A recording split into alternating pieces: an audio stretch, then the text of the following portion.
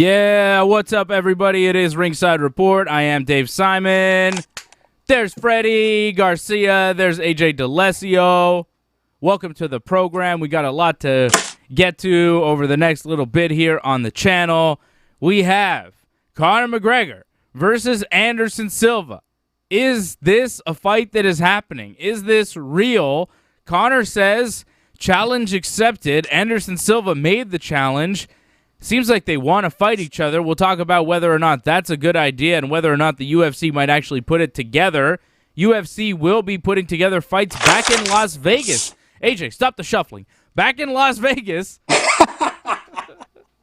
This Saturday night, man, they are back finally in Vegas. They were in Jacksonville for 3 events, but now they're heading back to their home. They're going to be at the Apex this Saturday. Tyron Woodley against Gilbert Burns in the main event. We're going to preview that. Jose Aldo is going to be fighting for another UFC world title, taking on Peter Yan for the vacant UFC Bantamweight Championship. The former champion seems like he's a pro wrestler now. Henry Cejudo retired from MMA. And where'd Freddie go? What happened to Fred? Freddie's gone. Freddie's IP vanished, man. Start doing the commercial. That's there's Freddie. Freddie's back. That was me.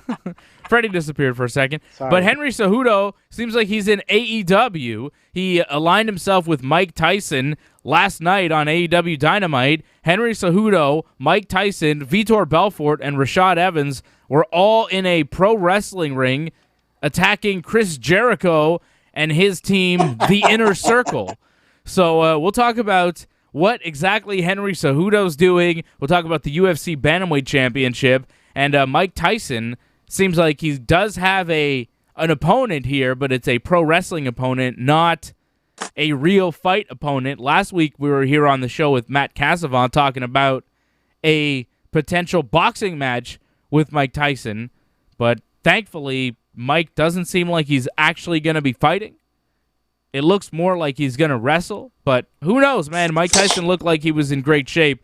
We'll talk about that in a bit. Let's start, though, with Conor McGregor and the greatest of all time conversation that AJ, again, with the papers, man. What are you doing over there? What, man? How do you hear that? What do you have, like bat ears or something? Fred hears it, You have too. a bad mic. Yeah. Exactly. So, we're going to talk about Conor McGregor and Anderson Silva here in a second. I want to give a shout-out to everybody watching. I see Mad Dog Vashon is on the chat, Franco316. Thank you, everybody, for watching. You can hit up that super chat as well at the bottom of the screen there. Here we go. Where's that? Oh, whoops. That didn't work out. Whoops. Where's the IT guys when you need them? Oh, they're there. Don't worry. That'll be fixed in a minute. But hit that super chat button, that $sign. If you have any questions or comments, if there's anything that we're not planning on talking about that you guys want us to talk about here on the show, you know, this show is yours. The floor is yours. If you want to hit us up on that super chat. What, AJ? I got a question. What? You should super chat. You should honestly super chat if you want to get your own topics into the show. I usually plan the topics of the show. I kind of plan out what we're going to talk about because I know if I left it up to you, I think we tried to leave it up to you a couple times and it was a little shaky. So it's better. It's better. Wait, I got a question. That I make the plan for the show. What, AJ? What is your question? You should raise your hand while we're on. I did. Did you see me put up my finger? Oh no, wait. Here it is. I got a question, sir. I got a question. Look how freaking clean Freddie is. He's got a haircut. He's clean shaven. I had to do a double take to see if it was Freddie. Damn, does he look good? He looks like George Clooney, man. You know why he looks so good? No, why? Manscaped. What? Manscaped, brother. Manscaped for your balls? This is why Freddie looks so good. Because of the lawnmower 3.0. That's how you stay fresh. That's how you... What? It's a 3.0? Oh, brother. Wow. Brother, you got one. It's just you got one too, AJ. I'm not opening it till June 1st. What's that, Freddie? Because the real reason is because I went to the grocery store and there was one of these long lineups and I could see my reflection in the window while I was not shaved and look all scruffy. And I said, Fred, man, you got to do something because you look awful right now. Even worse is the other day I went to Reno Depot with my kid and I think I never felt this old. My son, he's 21. So he's in the prime of his age. So I go in and the girl tells me, like, sir, you can't pass by there. And I go, oh, I'm sorry. And then my son goes to her, oh, I'm sorry. And she just looks at him with big eyes, go, oh, it's okay. But, she was mean to me. Like, hey, sir, what are you doing here?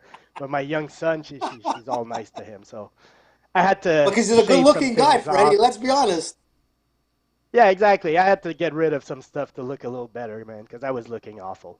That's right. And if you want, if you want to look better, what do you do? You go to manscaped.com. You use your promo code Ringside20, and you get 20% off plus free shipping of your order. Manscaped.com. Go check this out. Get yourself the Lawnmower 3.0 right now.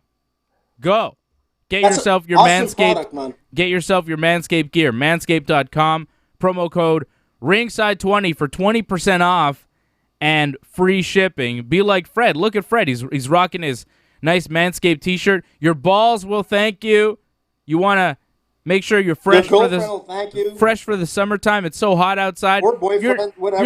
You're not wearing a shirt. You're just walking around shirtless, right? But you don't want to have things kind of hanging out of your shorts. You know what I mean, guys? You need to keep yourself neat and tidy if you're going to be walking around in the summertime. So you need your Manscaped. You need to go to manscaped.com, use the promo code Ringside20, and get yourself some Manscaped so you can look fresh and clean and neat for the summertime. Okay? Are you doing a before and after pic, Freddie? Show us your balls. Whoa, take it easy, AJ. We can't do that on YouTube. Fred's face. Why not? We're on YouTube. What are you talking about? Your balls will You're thank allowed you. to do this stuff? No, you can't show your balls on YouTube. Your understanding of the rules of YouTube are not really clear. From what I understand, Pornhub is in Montreal. So if they want to send us some money, we're here. It's a Montreal company from what I understand. No way. So. Not that I know anything about it, but I've heard about it. I heard that from my brother. But you know what? Are you serious? It's in Montreal? Why don't we get like a promo with those guys? I don't know. Contact them, man. And send Johnny North for some video. Okay. Guys, I want to get to the MMA. I want to get to Conor McGregor and Anderson Silva. Shout out to Johnny North is on the chat. I'm seeing him. Patrick C. Hamilton on the chat as well. Shout out to you, Patrick. Thank you, everybody, for watching right now. They want to hear us talk about Conor McGregor and Anderson Silva. That's why everybody's here. Let's get to it right now. Nah. What? I want to hear more about Manscaped and shaving balls, but go ahead, Dave. Let's get back to the show. Okay, well, this is an MMA show. I think people do want us to get eventually to the MMA aspect of it. Now, here is what Conor McGregor tweeted a few days ago, about 5 days ago. Here, it's the GOAT thread, okay? So he is deciding who the greatest of all time is in mixed martial arts. So he goes, the array of finishes across 2 divisions with champion status in 1, Anderson Silva is #1 MMA GOAT. So he's saying Anderson is #1.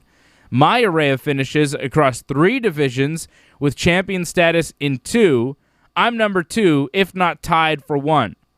However, still active, #1 is fully secured by career end and easily. Now, we got to tackle that right away.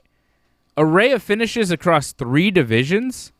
What's he talking about, 3 divisions? Take it easy, Conor McGregor. I understand he was a 145-pound champion. I understand he was a 155-pound champion. But let's not pretend that Conor McGregor is actually a 170-pound fighter, actually a 170-pound contender. He fought 2 155ers at 170. He fought Cerrone and Diaz at 170. Okay, you could say that Cerrone and Diaz also fought at 170 pounds in their careers.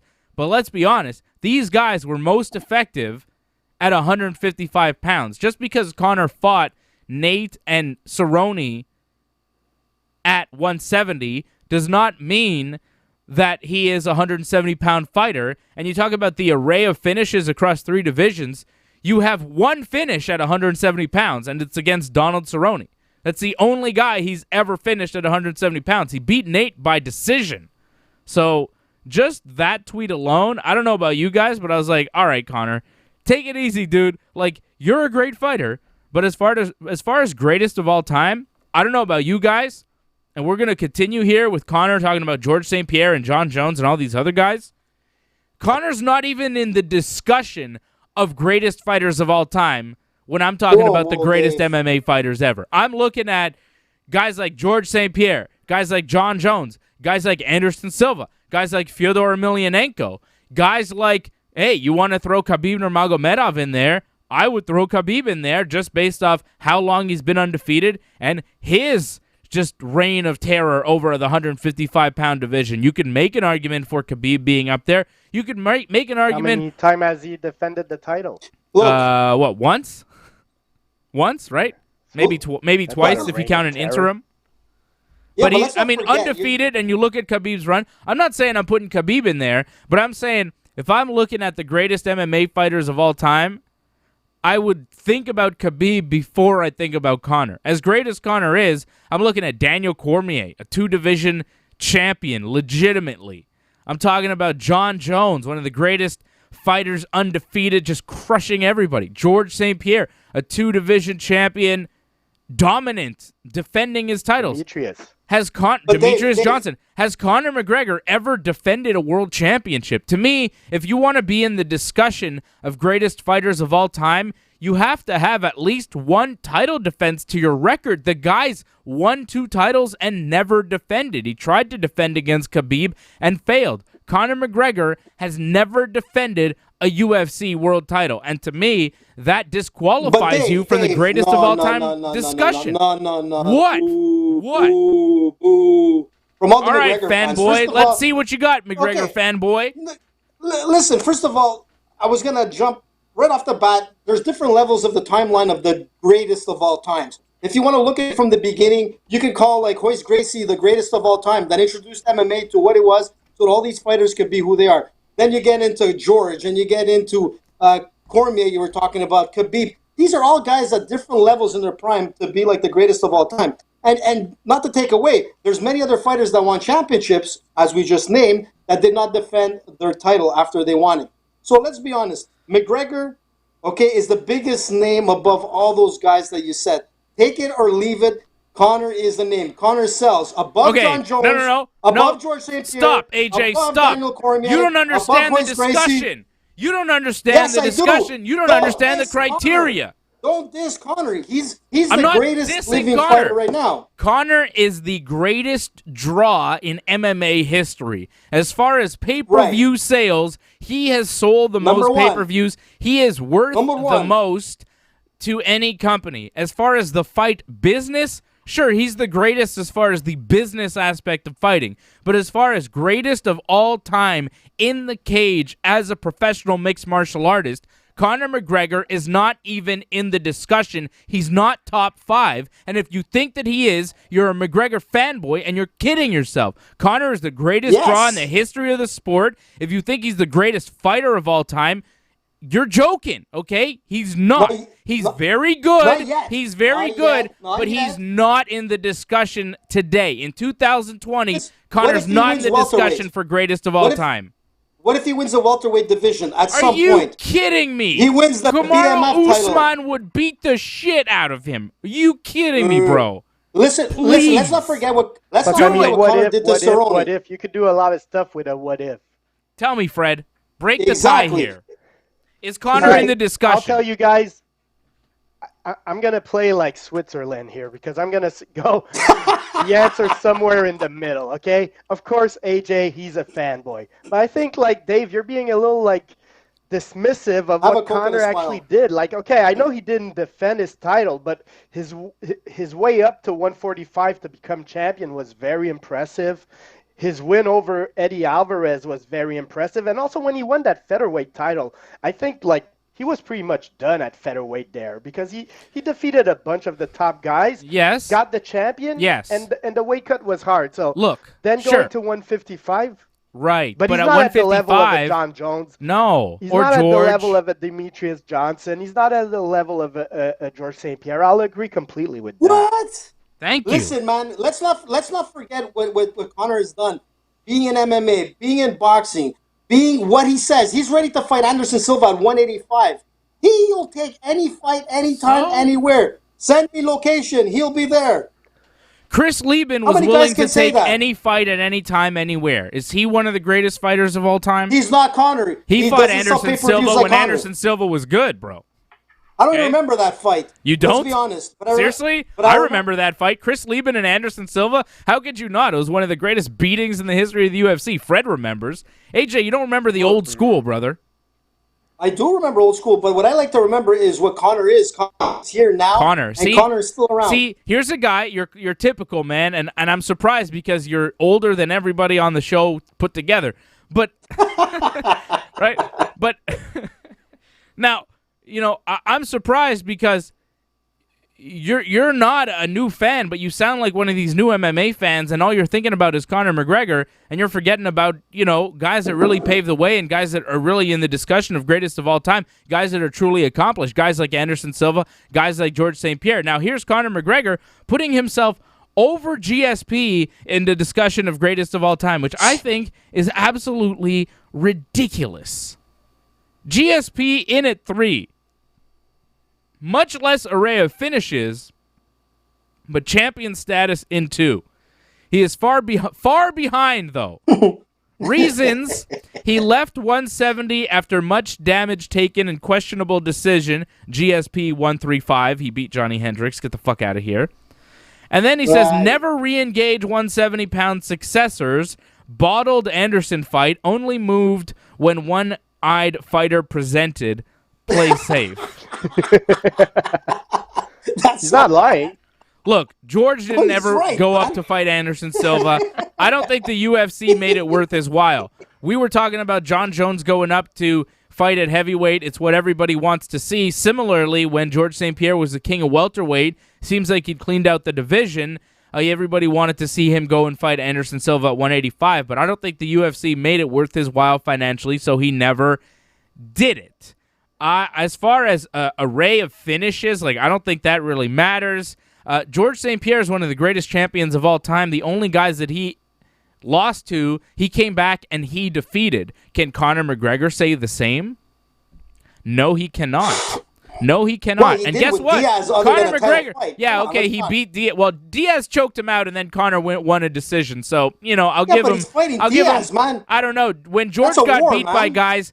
Watch what happened to Matt Hughes and Matt Serra after George lost to those guys, okay? He demolished them and he finished them. He beat the shit out of those guys the second time around. Conor couldn't beat the shit out of Nate Diaz, okay? And he'll never, ever be able to beat Khabib Nurmagomedov, okay? So Conor McGregor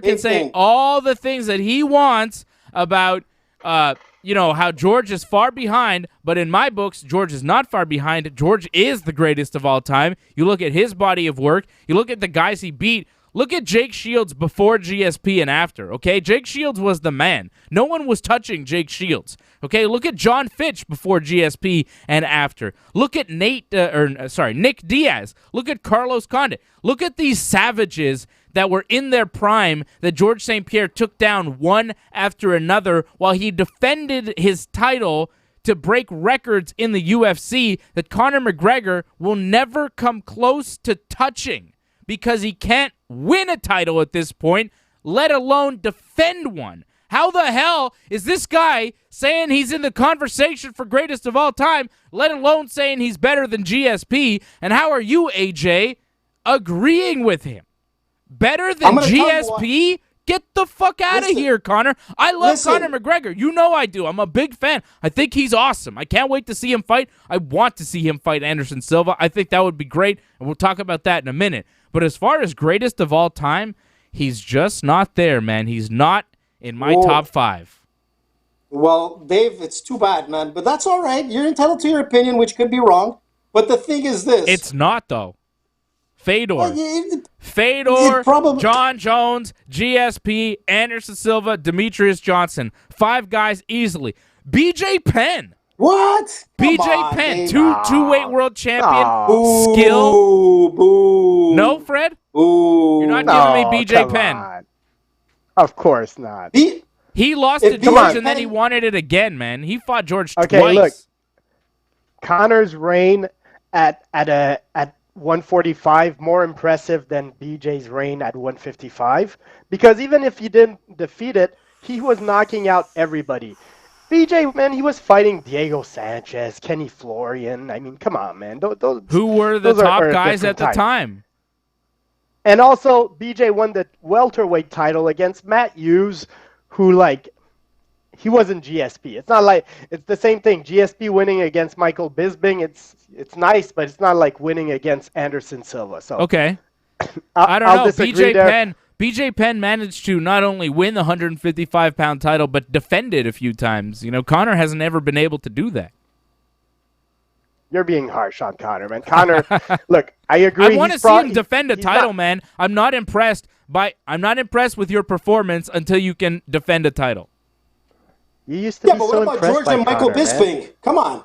Look, I'm impressed with his ability. I'm impressed with his hype for a fight.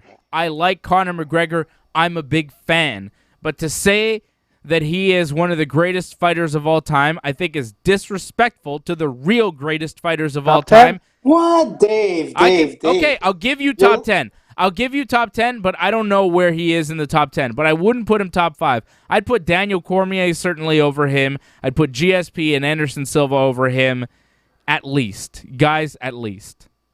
And, you know, Dave, John Jones. There's a lot of guys, man. Jones, Silva, St. Pierre, Cormier, and Demetrius Johnson I'd put over him. I'm gonna tell you something, Dave. The difference is this. John Jones, okay, I agree, is probably one of the greatest fighters of all time, but he doesn't have the power to say what he wants and get what he wants like Conor does. But that's not what we're talking about. We're not talking about how much power you have, how much money you have in the bank. Hear me out. He calls Ngannou, and he can't even get that fight with Ngannou. When Conor says what he wants, he gets it. He asked for a Floyd Mayweather fight. He got it. He asked for a Diaz fight. He got it. He says he was ready to fight Cerrone. He got it. He wants a fight Khabib. It's going to happen right now. But listen to this. Yeah, you're talking about the biggest. He's the biggest star the sport has ever seen. I'll give it to you, AJ. But let me finish. Nobody's debating what he's saying right now. But listen, what he's saying right now is he's calling out two of the greatest legends. AJ's debating himself right now. Of your top 5. Listen to this. He's going to get either Silva or George St. Pierre by the end of the year. And if he beats one or both of those guys, are you going to say that he's the greatest of all time? No. If he beats George, would you consider Conor the greatest? He won't beat either of those guys. If he fights George and he beats George in 2020, then I'll put him in my greatest of all time. If he can beat George. But guess what? First of all, that fight isn't happening. Second of all, George would ruin him, man. Are you kidding me? He's so much bigger and stronger, and George can wrestle, man. Are you kidding? Listen. What Khabib did to Conor is nothing compared to what George would do to Conor. George would demolish Conor McGregor. And for you to even question that, AJ, makes me question your martial arts IQ, brother. Why? Where are you? Why? Where do you come from? Conor's calling him out, and Conor is saying, I want to fight him. How come George is not responding to this? Because George is ready to fight. And I'm going to tell you this, Dana can get this done. Conor says he wants to fight Kamaru Usman. Conor says he wants to fight Nate Diaz. Conor says he wants to fight Dustin Poirier. Conor says he wants to fight Anderson Silva. Conor says on Twitter he wants to fight a lot more guys than Conor ever actually signs the paper to fight. Conor McGregor talks way more trash and gets into way more fights online than he gets into in real life, unless he's in a pub punching an old man, okay? Conor McGregor is not... Low blow. He's not backing up his words. Until I see him in an octagon against one of these guys that he's talking about, no. Give Conor McGregor one of these fights. Let him fight Anderson Silva. Let's do it. Here's Anderson Silva, who wanted the fight. Conor McGregor says, I accept. Anderson calls for McGregor super fight at 176 pounds. Catch weight. Conor McGregor says, I accept on his Twitter feed. So there it is. Anderson wants it. Conor's accepted it. But of course, the UFC won't give this to us, right? There's no way. You know what? For sure, Dave, they will. Because you know what the problem is? For sure they will. For sure they will. Why? Fred, it's very simple. Him, please. Wait, but let me finish. It's very simple. Why? Because they can't afford Conor's stock to go down if he fights somebody like Usman or someone like Khabib right now. He needs to stay active. And you know what? This is a celebrity fight. Win or lose, it doesn't matter. He'll go up weight. It'll be that celebrity fight. And you know what? Even if Conor loses, he'll still have that status. And everybody will want to see it. Old school. Can I say something you, Dave, now? And new school like me. You just used the word celebrity fight. Celebrity fight does not go with greatest of all time. You cannot have the discussion that Conor is having celebrity fights and then telling me that he's one of the greatest of all time. It makes no sense, AJ. So this fight with Anderson Silva, I don't think it happens. There's a lot of other fights that make much more sense for Conor. There's a lot of other fights I would rather see. Like, I'm an MMA fan. I'll watch anything, you know. I'll watch Conor and Anderson Silva, but it's not something I'm going to petition for. Give me Conor Gaethje. Give me Conor Ferguson. Give me Conor even Khabib. I want to see Conor versus Khabib more than I want to see Conor versus Anderson Silva. Conor versus GSP. There's so many matchups that make more sense than Conor versus. Okay, but let me throw this at you then, Fred. What if, okay, Khabib is supposed to fight Justin Gaethje. That fight looks like it's happening in September, okay? So forget Gaethje and forget Khabib. If you want to see Conor fight by September, right? Take him off the table. Who else do you have? You got George St. Pierre. Is that really an option?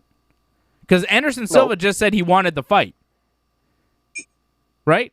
So Anderson's there saying he wants the fight. GSP doesn't really seem like an option. Who else is there for Conor? Nate Diaz? Is that what would you rather see Conor fight Nate Diaz than Anderson Silva right now? Anderson Silva. I don't know, man. I would not. I'd kind of rather see him fight Anderson Silva. And I know Anderson's way past his prime. He's not the same. He's not the great Anderson Silva anymore. He is older. However, another meaningless fight for Conor. There's been so many meaningless fights. Again, I'm going to go back to the GOAT debate. But don't you think a Nate Diaz fight?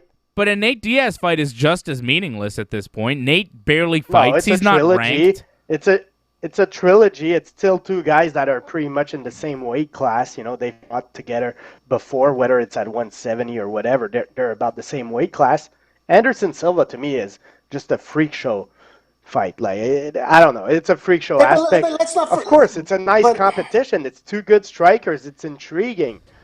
But no, it doesn't mean much. And do you think that as a competitive fight, like, I like it because, yes, Anderson's a bit older, but he's so much bigger than Conor that it could be an interesting matchup. And if they could both hit 176 pounds, like, if they both want it, at this point, a Conor and Nate fight is cool, but whatever.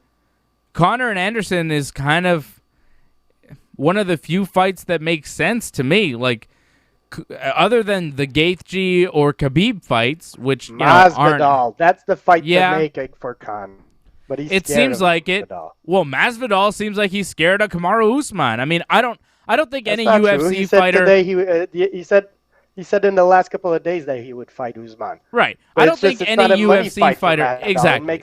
Right. It's not a matter of being scared about anybody. If you're a UFC fighter, you know what you're signing up for, and you know that you could get the call to fight anybody at any time, and you got to be ready, and you don't want to sign up for that type of job if you don't think that you can handle it. So the very idea that anybody thinks that anybody's scared of anybody is ridiculous. You know, I never thought Masvidal was legit scared. I thought he was, just looking for the money fight and avoiding the really difficult challenge for maybe not a huge compensation. Like, the risk reward wasn't there to fight Kamaru Usman, and Masvidal, I think, made a ton of money. I think what happened was Masvidal made so much money off that Nate Diaz BMF fight that when the UFC offered him the world title fight and he saw that he would make less, he was like, well, maybe I'll just fight Nate Diaz again, because that seems like a way better career move at this point. I think Masvidal just wants to make as much money in his next fight as possible, and maybe, more money than he did in his last fight. But I wouldn't be surprised if the UFC offered him less to fight Kamaru Usman. And, they might say, okay, well, you'll get pay-per-view points on the Usman fight, but let's not be stupid here. We all know that a George Masvidal-Nate Diaz fight, the BMF title, that pay-per-view sold way better than a George Masvidal-Kamaru Usman fight would sell, and Masvidal knows that too. Usman is not a draw like Nate Diaz is, one of the biggest draws in the sport. But again, AJ, I'm not calling Nate Diaz one of the greatest fighters of all time, even though he's one of the most exciting fighters of all time. Yes, but he's not one of the greatest fighters of all time. He's just one of the biggest draws in the sport. God damn it, AJ. But listen, hear me out. It doesn't matter. Because it doesn't matter. It doesn't matter because you can say potatoes, I can say potatoes. It doesn't matter who's the greatest of all time. It keeps changing year or month after month. It doesn't make a difference. I'm just saying is the most active fighters, someone like Conor and someone like Anderson Silva, who's had a 1-6 record since 2013. But let's not forget his last fight against Israel Adesanya was actually really, really good. He looked like a good Anderson Silva. So anyone to diss Anderson Silva, I think this is an awesome fight for Conor to have, and a great fight for him to actually beat Silva and to be considered like some of these guys about the greatest of all times. He's there, Dave. He's going to get there. He's still young. Many years of fight is still left in Conor. And the difference with Conor is he doesn't back away from anybody, man. He'll fight Masvidal. He'll fight Usman. If Dana White signs it, it'll get done. Trust me. It's the only thing that's stopping Conor from fighting is Dana. That's it. I don't think so. I think Dana White wants Conor to fight. Dana said today that he hasn't heard from Conor in a while, and he doesn't expect. Oh yeah, I don't believe that. How can you not hear from Conor? The rest of the world hears him. No. I don't believe that for a second. I don't know. I don't think the Anderson Silva fight. Okay, I don't think the Anderson Silva fight is actually going to happen. And I'm not really sure what the next move is for Conor at this point. You know, the Nate Diaz fight might happen. The Masvidal fight might happen. You know, Conor might wind up getting Kamaru Usman. I don't think that's a good idea for Conor McGregor, though. He seems to think he can be the 170-pound champion of the world. I think those guys, you know, the legit 170 fighters, the guys that could not fight at 155 because they're too big, I think those guys are too big and too strong, especially in their prime. You know, a guy like Kamaru Usman right now, I don't think that's a good matchup for Conor. I don't really want to see that fight because, you know, I think Conor is a great draw for the sport, and he helps the sport when he fights. But if he were to lose another big title fight at this point, it would hurt his stock. You know, if he's 1-2 in his last 3 fights, it's not a great deal here. So I wouldn't put him up against Usman, you know. An Anderson Silva fight is fun. If he loses it, you know, whatever. It doesn't really matter. It's kind of a fun fight that doesn't mean anything. So you throw him in there, and it's just kind of like, oh, yeah, it's fun. You know, it's just a little bit of fun. And right now, Conor is just waiting around for the winner of Khabib and Gaethje. So if you want to see him fight this year, maybe Anderson, maybe Nate Diaz, maybe Masvidal. But Fred doesn't want to see the Anderson fight. He's not convinced. Masvidal seems like he's the number one contender at 170 pounds, though. That's what bothers me about it, is that, you know, Masvidal should be getting a title shot. And the fact that he's not, because maybe it's not worth that much money to him, is disappointing because it kind of jams up the UFC welterweight division. Because Masvidal is, you know, he's next. It's like, well, too bad if you don't want the title shot, man. You have to take it, kind of, you know? I mean, he doesn't, but it screws up the division in a way. If it's not Conor for Masvidal, then I say it to be Usman. I don't think there's another fight out there that makes sense for Masvidal other than Conor or Usman. Maybe a rematch with Nate, but not even. I'll change my mind right away on that because Masvidal destroyed Nate. Like, Masvidal dominated Nate. I don't need to see that fight again. So, if anything, Masvidal-Conor makes sense for him because it's a lot of money. That, as a fan, Usman is probably the fight I want to see. So, to me, it's Conor, and the second place is Usman as potential guys I want to see against Masvidal. The problem is, though, if you look at the welterweight division, if Masvidal doesn't fight Kamaru Usman, the top guys in the division, you know, Tyron Woodley, Colby Covington. Give Colby another shot? Leon Why? Edwards. Colby lost. Again. Well, Leon Edwards, you know, he's not in the mix right now.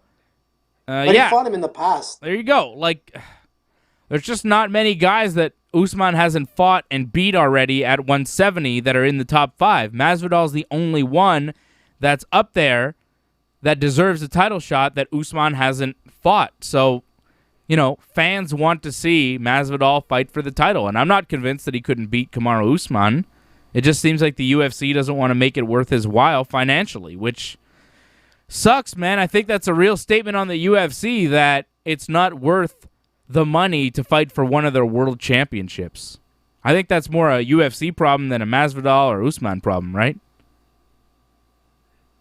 It's about selling fights, and in the end, Usman is not that big of a star, like a great fighter, but who knows who Kamaru Usman is? Like most people, unless you're an MMA fan, you don't know who Kamaru Usman is. Masvidal, he's starting to branch out. He's starting to get that rub from people that don't really follow MMA. So he's looking for the money fight, and that's not always with the championship. Money fight is even, I would say, often it's not about championships. Well, but it's also about the live gate. Think about the live gate, Dave. Well, listen to this. That's the thing, because when Conor has a fight, he brings in about $11 to $12 million by live gate. So if he fights the popularity like a Jones or the rest, the thing is that you're still going to make money with Conor's name, and they need that live gate. That's why it's not going to happen with Usman. But a celebrity fight without a live gate will still bring in a huge celebrity. It could be a pay-per-view. Obviously, it will be, and it'll bring in the money. That's the thing. Usman needs to have a live gate because you need that extra cash. $11 million per live gate makes sense. The Dana. Usman is not getting $11 million of the live gate. No, but with Conor, we're talking about Conor, 2, 3, average, 4 million at the most. Yeah, but if it's a Conor, get on average 11 to 12 million. That's the difference. Okay, so what you're saying, I'm trying to understand why you're talking about the live gate. I think what you're trying to say is because the UFC doesn't have the live gate, then they can't sweeten the pot to give to George Masvidal right now to fight Kamaru Usman. Even though, AJ, this fight was being negotiated or to give to George Masvidal to fight Usman, no? What are you talking about, AJ? No, I'm talking about Conor fighting Usman. That's why it's not going to happen. That's the only time it can happen is if there's a live gate. Without a live gate, there's no way Conor could fight a guy like Usman. He's going to have to fight a guy like Masvidal and go with it. Conor brings in money. Yes, sure it does. That makes no sense. Because at a live gate, listen, Conor brings about $11 million on average. Everybody else will bring $2 to $3 million. That's the difference. If you need Usman to fight, you need a live gate like Conor to bring in that money. Right now, Conor's not going to fight with no crowd. There's not enough money for Dana to make. So you're saying Conor's not going to fight on an empty arena? With Usman. But with Anderson Silva, yes. That makes no sense. And what's the difference? Listen, I know, man, but what's the difference? There's a big difference. Because Anderson Silva has more celebrity power status to the casual fans than Usman. That's the difference. And Freddie just said it. Usman can't sell. No, Anderson Silva can sell. Fred, I think I'm starting to understand AJ logic, which maybe my brain is getting fuzzy. I don't know. Now, it's about time, man. Take it easy, okay? Now, okay. I'm going to write it out. Yeah, this is what you said, AJ. So, because there's no live gate, that's how they would recoup the lost pay-per-view money if Conor were to fight a guy that nobody knows like Usman, right? Exactly. Because they have to pay Conor. But because Conor is such a big star and Anderson Silva is such a big star, they could put them in an empty arena and they wouldn't care about the live gate because they make so much on pay-per-view. Bravo, Dave. I'm not sure that adds up, AJ. I don't think that makes sense. Sure I mean, it does, man. Because it's more complicated than that. Yeah, exactly, Fred. Can I talk without being interrupted, please, AJ? Yes, you can, AJ. Fred, go ahead. Because look, what you're saying is true. Anderson Silva versus Conor would sell a lot more, but at the same time, Anderson Silva's a big star. Anderson Silva wants his part of that pie. Whereas if Conor and Usman are fighting, the big star is Conor. Conor is getting the big piece of the pie there. Of course, two stars are gonna draw more money, but you got to split it between the two stars. Whereas if you have one mega star and one semi-star like Usman, well, most of the money goes to the mega star in that case. And as far as the gate, Conor sells a lot of gate, period. So no matter who he's fighting, it would be about the same amount, and it's just not there right now. So you can't count it. Like, if there's no fans, it's not going to be there for Usman. Like, whether he's fighting Usman or Anderson Silva, that gate ticket sales is approximately the same. The big difference is on pay-per-view sale, because if you sell 1 million pay-per-views at $75, that's $75 million. If you sell only 500,000, well, then you only have $37 million. There's the difference on the pay-per-views. Yeah, but Dana wants both. He wants both. He wants the left and the right. So that's the difference. With an Usman fight, he's not going to make as much money. But with an Anderson Silva fight, he could still break out with huge money. Anderson's not even that big of a draw, man. What are you talking about? Come on. Anderson doesn't sell pay-per-views, man. How long have you followed MMA, man? Come on. Yeah, Anderson never sold pay-per-views, AJ. I don't know what you're talking about. But with Conor, people will come out to watch more than they'll watch Conor versus Usman. But it's all about Conor. Patrick C. Hamilton dropped a super chat. Thank you, Patrick. He wants to know Diaz and Masvidal. What about those guys? Should they fight again? Because Masvidal has been talking about it. Yes. I mean, it'd be another ass whooping. I mean, I was not convinced of that fight. What? Because I felt like Nate was starting to come on in the later rounds. Nate has got tremendous cardio. Dave.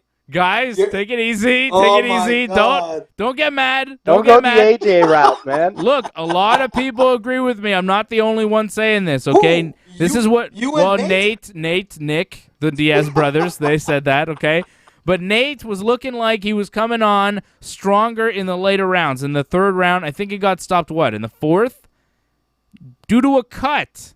Now, again, this is for the baddest motherfucker on planet Earth championship. Stopped after the third round due to a cut. The doctor stopped it in the state of New York. Now, maybe you guys forget this fight. It was way back in November of 2019, but this is the state of New York where they stopped the fight, and I thought they stopped the fight prematurely. I thought Nate could have continued to fight. Nate was coming on. Come on, get it together, AJ. Take it easy, AJ. I'm going to cut you off. Now, Nate, hold on, Fred. Nate was coming on stronger in the third round, and if that fight would have gone to a fourth and the fifth, I'm not convinced that Nate Diaz would not have come back and beat Masvidal. So don't tell me that fight was conclusive when it's stopped by the doctor because of a cut. It's not conclusive. Give me the rematch. Give me the rematch. Ooh, Dave, the two times Nate Diaz went past the third round, he lost. He lost to Conor McGregor, and he lost to Benson Anderson. And I'm sorry, the momentum was all on Masvidal's side. I disagree. Didn't see no swing of momentum. Momentum Diaz. We'll need to do a watch-along, man. We'll need to do a watch-along of that fight. Dave, it was a pure massacre. Momentum was with the Diaz brothers, baby. The cut was so bad that generally, yes, you're right, they won't stop cuts that don't go down to the bone. But this guy's eyelid was ready to flip over. What are you talking about? That was a tremendous cut in boxing. They would have called it off. Are you joking, man?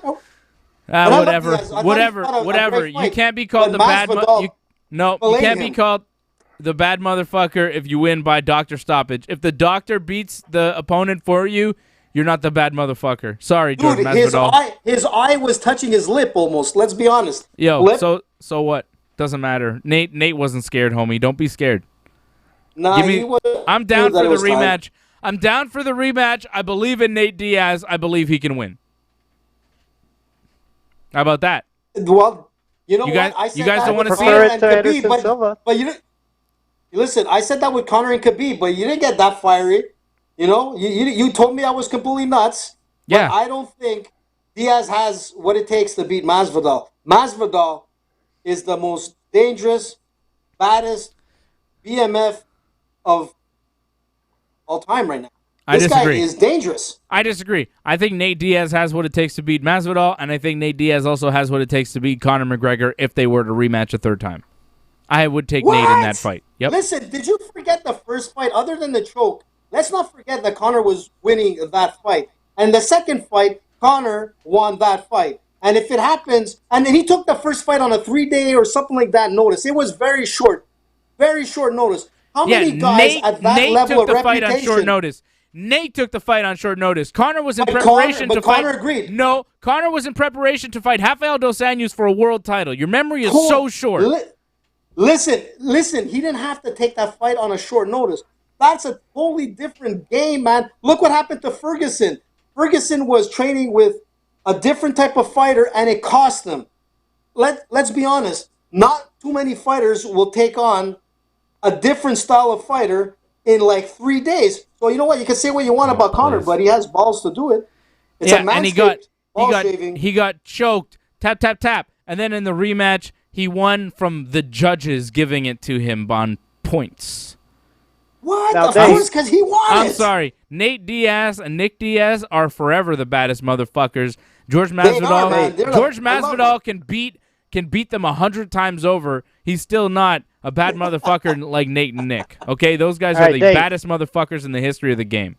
Nate, and they're the coolest motherfuckers. I'll give you that. His last 3 wins are Anthony Pettis, Conor McGregor, and Michael Johnson. And that one is a stretch, okay?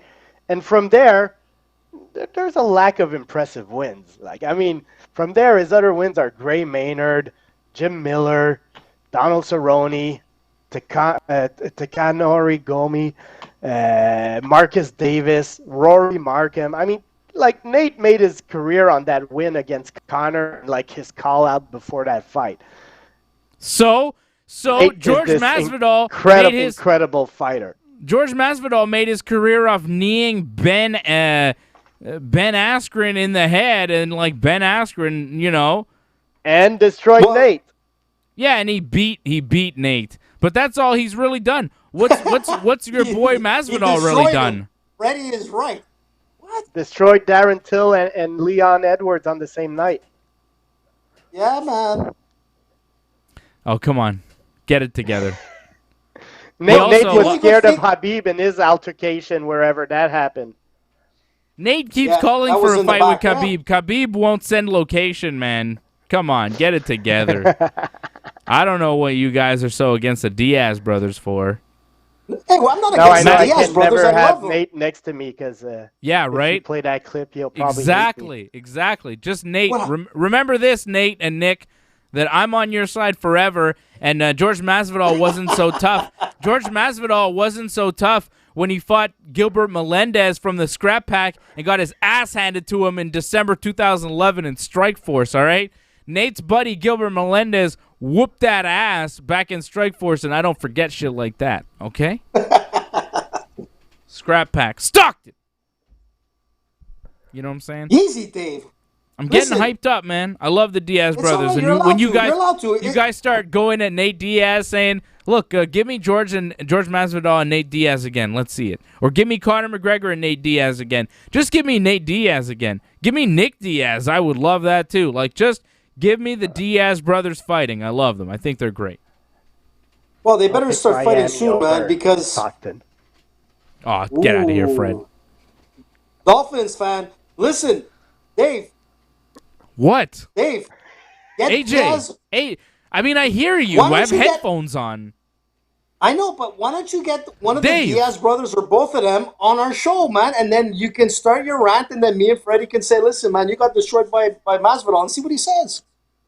I would not disrespect him like that, first of all. Second of all, I almost had Nate on the show years ago, but... And what happened? There was a lot of weird shit that went on, so I don't want to revisit that. It's really hard to get a hold of those guys. I'm just saying that. Look, I don't even want to get into it. To be honest, not to take away, from the brothers, but they are the most exciting guys out there. They're really cool. I still remember them when they were fighting jiu-jitsu and doing street brawls and that kind of stuff. These guys are amazing. So much talent, stand-up, ground. They're really cool guys. People love them. The thing is that we don't get to see enough of them in the UFC, and it's unfortunate because win or lose, they're kind of like Clay Guida. Everybody loves to see them fight. They come out and they put on a show. And that's the thing with the UFC now. It's all about putting on the show. We're in a pandemic. People are starving for action. You start putting out shows, you start gaining fans. And the way you gain fans is to put guys like Masvidal, Diaz, Conor, bring back Brock Lesnar, and you're going to start getting new fans. And that's the thing with the UFC. They need to start attracting the new fan base, because if not, you know what? That fan base is going to leave once regular sports come back. And you know what? The UFC is the fastest growing sport out there. We can't take it away. Everybody knows Conor. Sure about that, man. But yes, it is. It might have been a couple years ago, but I'm not sure it still is. Yeah, I think video games are the fastest growing sport. Well, yes, and you know what? You have guys like in the UFC that are on all kinds of video games and whatnot, or playing video games. The bottom line AJ, I understand you're a fan of the UFC and you like when guys sell pay-per-views, and that's terrific. All right, AJ, I love you. But not only me, that's the general fan, man. I want to see a big name fight. I want to see that big name fight. Yeah, me too. Conor and hopefully George. we get to see that. Apparently, there were betting odds put out on Anderson Silva versus Conor McGregor, and Anderson opened as the favorite. Are you surprised? I am not, because Anderson's so much bigger than Conor. He fought at 205 pounds. Could you imagine what would happen if Conor McGregor decided to fight a 205-pounder? He would get demolished. Listen, but let's not forget me? about Cowboy Cerrone. You think Cowboy Cerrone is not like hanging around that weight at times?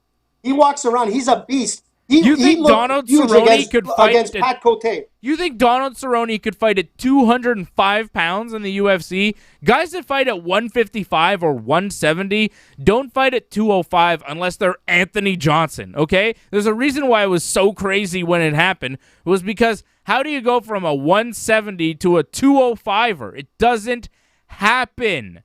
So for Conor McGregor to fight a guy that fought at 205, I see why Anderson's the favorite. For sure. For sure. Conor is going up against a guy that's way bigger than him. AJ, how do you think Conor McGregor would do against John Jones? I know you hate John Jones and you think Conor McGregor can beat anybody. I don't hate John Jones. Yeah, okay. So how do you think that fight would go? How would it go? Well, it probably wouldn't be good for Conor because of Jones' speech. Probably. You know? But I got to see it and then comment. Oh, please. Fred, how do you think that fight would go? Well, it makes no sense. John Jones would destroy him. But also, let's get back to Conor and Anderson Silva. There's probably a 40, 50-pound difference walking around, because Anderson Silva probably walks at least 215. Yeah. And Conor walks at what, 170? We got like a 40, 45-pound difference there, man. Listen, he's ready to fight at 185, guys. Silva says I'll go down to 176 as a catch weight, but Conor's ready to fight at 185. Conor says, man. Listen, man, I'm just saying this. You're the reason politicians politicians need people like AJ, where they just say anything and yeah. And that's what Conor is. Conor's a politician. He's just saying a bunch of BS that doesn't mean much, but there's some people out there. No. Listen, man, you can believe AJ, all you want. Do you remember when Conor McGregor retired on Twitter, AJ? Did you believe that? Do you really believe that Conor McGregor is going to go up and fight at 185 pounds? Do you know how big this? You know how much he would have to eat? You know how ridiculous he would look at 185 pounds? I'm gonna tell you something. You're not based in reality, man. What the fuck are you talking about, dude? I'm gonna tell you right now, and I'm gonna slam the mic. Let me get the mic. Remember this. No one ever thought that Conor would be fighting Mayweather in a boxing match. Boom. Believe in Conor, Dave. Freddie, believe in Conor. Because if it's going to happen, it can happen at 185 or 176, but it's going to happen. Merry Christmas. And it could also happen in an Irish pub against an old man. Yep. It can happen anytime. No. Conor's a reformed guy. Come on, guys. Oh, my God, AJ. Like Tyson. You are crazy, man. That I am. I'll give it to you. Man. But again, you're killing me. He always said it's impossible, and yet Conor does the impossible possible. And don't steal my line, Conor. That's no one will steal that. That wasn't a great line. Conor's got good lines. There's some guys that stole our lines. You know who they are. We know who you are. Okay, so come on, guys. You're killing me tonight, AJ. Conor bashing tonight. All right. I'm going to do an ad, and then we're going to come back and preview UFC. Oh, don't forget our T-shirts, Dave. Don't forget our T-shirts. What about our T-shirts? The one I'm wearing right now? Yes. My Ruddy Lad T-shirt that I'm rocking right now. Thank you to Ruddy Lad for the shirts. Nice. It's comfortable, actually. It's really a nice shirt. Nice. It's like high quality. It's really soft. I like when I get a nice, soft, comfortable T-shirt. I put this on, and I was like, ooh, this is nice. This is a quality T-shirt. It's like really soft. Classy as fook. Man, I'm telling you, the only thing is we got to get Freddie the right size now. So if you're listening, Paul or Vincent Guzzo and whatnot, we need to get Freddie a medium shirt. All right. Well, I'm awesome, man. I'm happy. I really like this shirt. It's nice. Ruddy Lad. It. Sheamus wears it. Conor McGregor wears it. Chuck Liddell wears it. And now we wear it, too. How about it? Love it. Now, let me tell you about our friends over at Stitcher. At the Ringside Report Network, we've been making podcasts for about 15 years. Many of you have been using Stitcher to stream or download Wrestling Uncensored or Ringside Report MMA. Stitcher, offering you the Ringside Report Universe as part of their sponsorship of our work, a special offer on the premium version of their service. Now, besides all of our shows, you can listen to over 100,000 podcasts on your iPhone, Android, tablet, PC, Amazon Echo, or in your car. On demand, ad-free with Stitcher Premium. You get Stitcher Originals, bonus episodes, comedy albums, and more. Just $4.99 a month or $34.99 a year. Go to Stitcher.com/premium to sign up today and use the promo code RINGSIDE for a free month of Stitcher Premium and let Stitcher know that we sent you. So Stitcher.com/premium, promo code RINGSIDE for a free month of their excellent service, Stitcher Premium. You know what I'm saying? AJ, wake up. Beautiful, Dave. IP Vanish. Stitcher. What's up next? Should I talk about IP Vanish? Should I tell us, tell our friends about... Act? Look, you need to stay safe on the internet. Should I make you disappear again, AJ? Yeah. AJ won't shut up unless I make him disappear, so... I have to, disappear him. See, he's talking right now, but you can't hear him because he would just talk all over this commercial right now. So IP Vanish. Now, these days, security on the internet is a major concern. Identity fraud, theft, and privacy are preoccupations that hackers are at home now with time in their hands, and they're trying to attack. Hackers are spending their days lurking to find someone to infiltrate. They can access to get all of your stored information, passwords, credit card info. Keep them out with IP Vanish. We're happy to announce that throughout the month of May, this is offer will wrap up soon. We're coming towards the end of May. But IP Vanish is offering a 30-day money-back guarantee policy. It'll be an extended risk-free period to allow you more time to evaluate IP Vanish.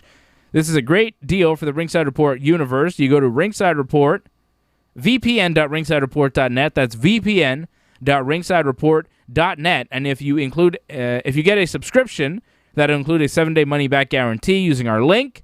The Ringside Report Network will receive a small commission to help us produce more content like this very show. Remember to use this link, vpn.ringsidereport.net, to let IP Vanish know that we sent you. Also, Manscaped. Don't forget to go to Manscaped. We talked about them earlier in the show. I'll give them another plug. Freddie's wearing the T-shirt right now. Manscaped.com. Promo code Ringside20. Manscaped.com. Promo code Ringside20. For 20% off your order and free shipping from Manscaped.com. It's the summertime. You want to look fresh. You want to keep those balls as fresh as possible. We got the Manscaped Lawnmower 3.0 to mow that lawn. Don't look like Borat. If you're going to wear that Borat thing there, you got to shave. The Mankini. We've got the Manscaped Crop Reviver Refreshing Ball Toner right here. Pick up some ball toner, nice. Okay? Get yourself some Crop Preserver Anti-Chafing Ball Deodorant, all right? You want your balls smelling nice and fresh. You never know who might be coming. All wrestlers need that. Exactly. You never know who might be coming near your balls. Are you wrestling? Are you doing jiu-jitsu? You need your balls to smell fresh. Some people might be coming into your ball area. Fred, don't pretend like you've never been underneath in north-south position. You understand.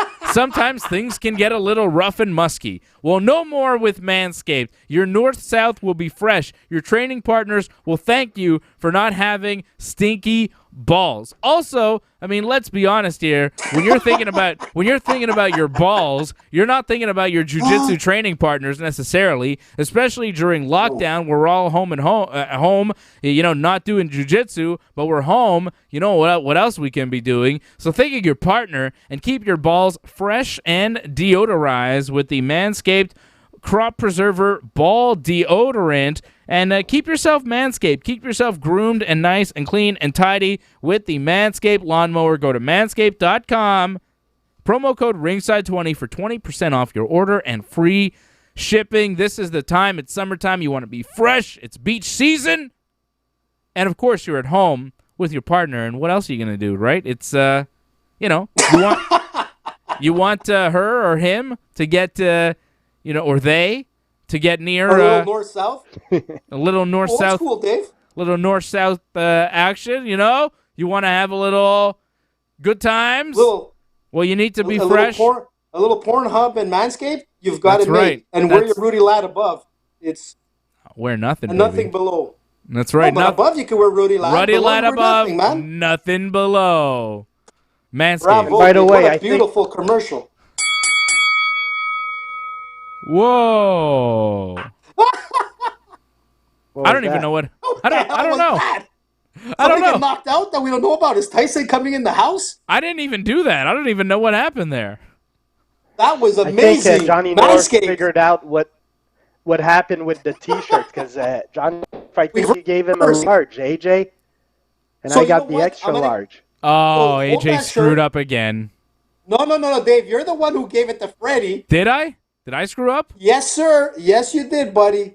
You gave me the wrong one, so it's okay. It's okay. We all make mistakes. You gave me the shirts, didn't you? Like your picks. Sometimes you make more mistakes than AJ does, but that's cool. So what we're going to do is, Freddie, we'll swap them.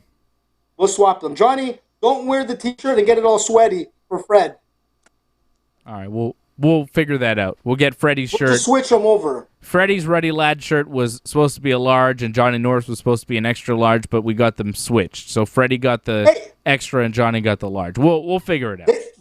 Dave, you know what I learned the other day? By the way, just so you know, Freddie, I'm going to get Dave back at some point. I don't know when, but I got a little surprise for him because I ordered something online. But he came to visit me to drop off the Manscaped. He came out of the car. We stayed our distance. And the motherfucker came out with a super soaker from hell. I came out like, hey, Dave, what's up, man? I haven't seen you in so long. And he sprayed me, man, like it was no tomorrow. I was drenched, man. I was drenched. And you know what? That's why we screwed up with the T-shirts, because that whole incident, we must have screwed up all the shirts. That's what happened, because I was running. We were getting too excited. Yeah, we went to do the exchange. I dropped off the Manscaped. I picked up the Ruddy Lad stuff from AJ, dropped off the Manscaped stuff that came in the mail. And, I brought my huge super soaker. I had it in the passenger seat. I had my son in the back, and he had a little squirt gun, too. I come out of the car. I just started blasting AJ with water, soaked him immediately. And then my son came out of the car, and he started squirting AJ with the water. But the best part, AJ, was your girlfriend and your son watching from the window upstairs, cheering me on. Get him, get him, get him. I could tell that they're sick of being locked down with you because they saw somebody shooting the father of the house, and they were like, get him wet. Somebody needs to do something about this guy. I mean, could you imagine being stuck indoors with AJ for months on end? AJ, I mean, you're a terrific guy, but you go a little bananas with all the AJ stuff happening all the time. So you want somebody to squirt him down with some water, especially on a hot day. So yeah, that was really fun, AJ. That was so funny, man. Coming after you. Your barbecue, I got a good surprise for you. It's gonna come in a couple of days, but you're going down. What are you gonna do in a couple of days? I'm not gonna see you. I'm gonna use the super soaker, man, that I'm gonna receive and practice on the mailman and whoever comes over to AJ's house is going down. What do you mean? When are you coming over to pick up your stuff? Are you planning to get a super soaker, AJ? Not just a super soaker. You'll see. Oh, yeah, by the way, I learned something else. When I went to Johnny's house. Did you know that whole incident with your clipper when you had that whole thing on your show? Yes, it was a Manscaped clipper. I didn't Yes, know that. I He didn't know had a that either. Manscaped. But it was the 2.0. It's not the 3.0 like you could get on our show. The 3.0 clips even deeper. Even deeper. I don't know if deeper is the word for it. But yeah, Johnny North, he was already a Manscaped customer, so now he's a Manscaped spokesperson. So that's pretty cool. Wow. Johnny North living the dream.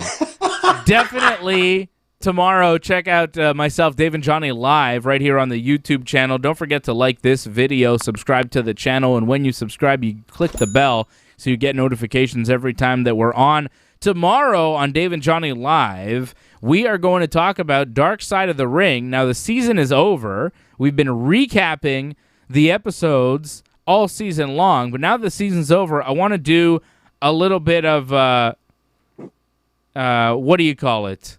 A preview of season 3, right? I want to do a little bit of a season 3. Already the no, subject? And that's why it's going to be a preview and kind of giving you who I think and who we think should be featured on the next season of Dark Side of the Ring. So a lot of people, have talked about different options. Hulk Hogan, all sorts of different names have been thrown out there.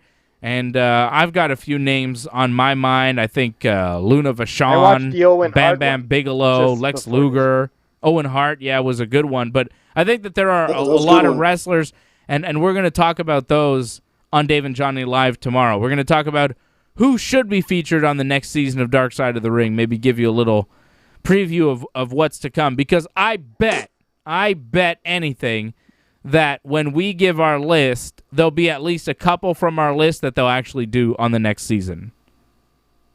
I'll bet. Wow, probably. Cool. But this series makes you realize how much tragedy there is in the world of wrestling, unfortunately. Yeah. But just before this show, I was watching the Owen Hart because I didn't watch it before today, and it was very good, very touching. I like the series. The other ones, the Montreal Screwjob was great. Dino Bravo was great. So they do a good job, and hopefully next season. Did you say Dynamite Kid? Here's one I would like to hear about. Yeah, Dynamite Kid is a good one. That's one. I'll throw that out there tomorrow. One I'd like to hear. Dynamite Kid, Bam Bam. I wanted to hear Yokozuna. The guy basically ate himself to death. It's kind of a crazy story. At one point he was 800 pounds, but when he was 500 or 600 pounds, like he was wrestling. In his prime, he was 500 and 600 pounds, and he could actually really move. Like the Yokozuna story is one that people don't really know that well, and even I, like there's details about the real guy, Rodney Anoa'i. I don't know much about him, and I'd like a documentary about him kind of exploring what happened there to Yoko and why did he die. Look, Dave, I saw the Owen Hart one as well, the show, and I'll be honest, it was really touching.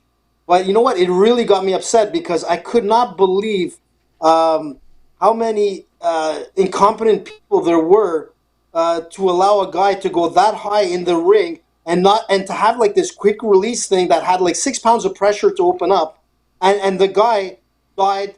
He, like, from what they said is that he kind of threw himself away from like landing on the ref, which he could have killed as well. It could have been a complete tragedy. He could have fell into the crowd.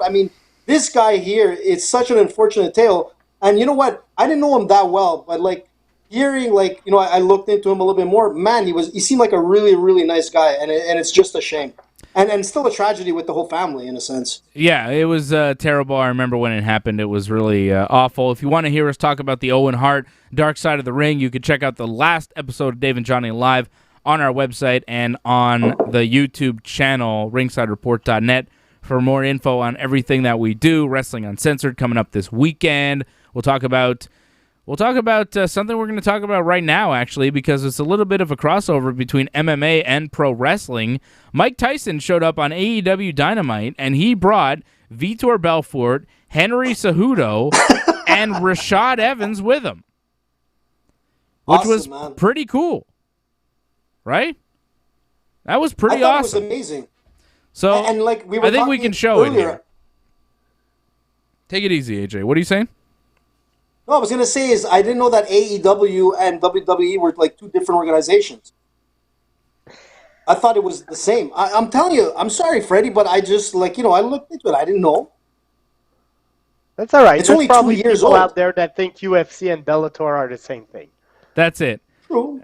It but could be. I'm glad that you're now aware of what's going on here in AEW, AJ. Didn't you watch Double or Nothing on a Saturday night? I did, but and did you think that was WWE?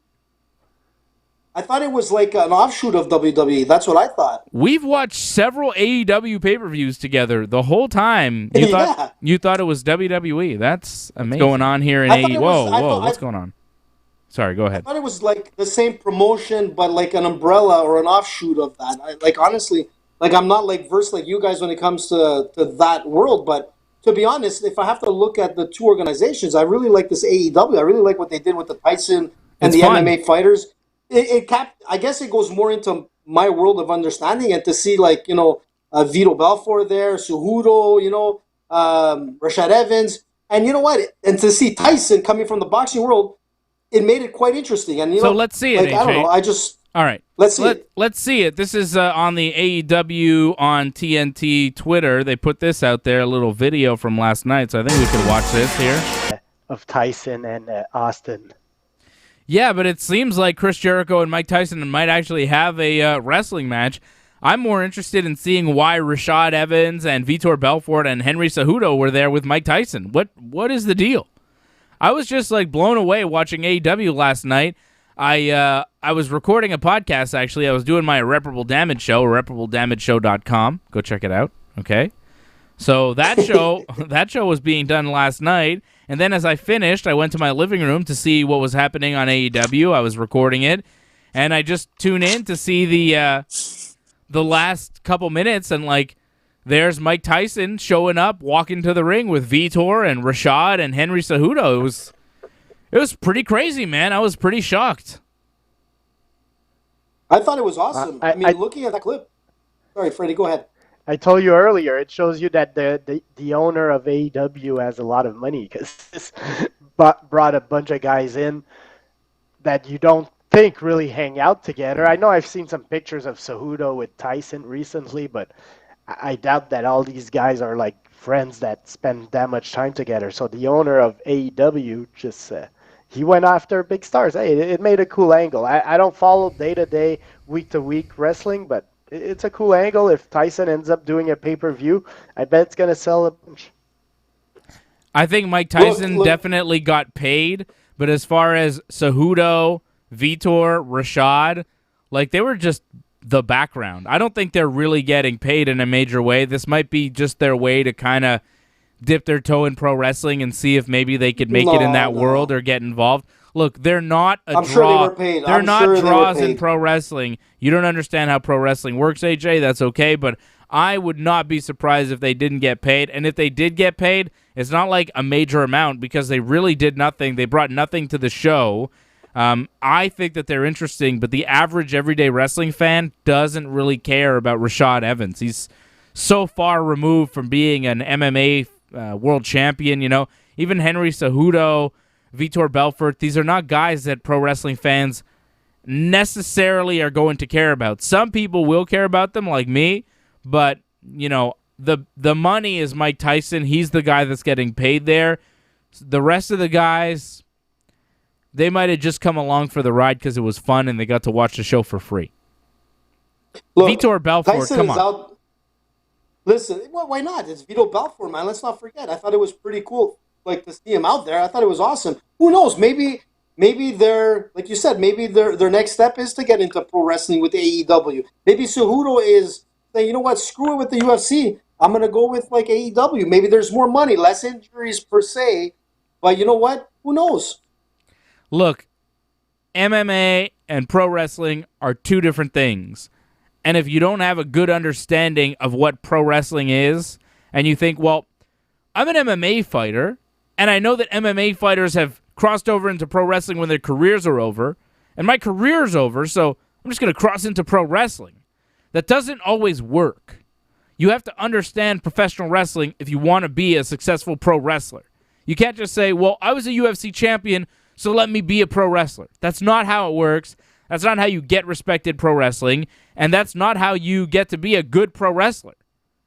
So Vitor Belfort, as cool as he was in a MMA context, in pro wrestling, he's just a guy who doesn't really understand what he's doing. He's actually dangerous and not really a guy that you need around. So, AJ, I know that you're excited about it, but I wouldn't hold my breath for Vitor and Rashad to have long pro wrestling careers and be the next Shawn Michaels. Like, it's not going to happen. Listen, I love the fact that I was there looking eye to eye with Jake Hager, and they looked like they were about to fight, which they did. They started pushing each other and whatnot. I thought that was cool, man.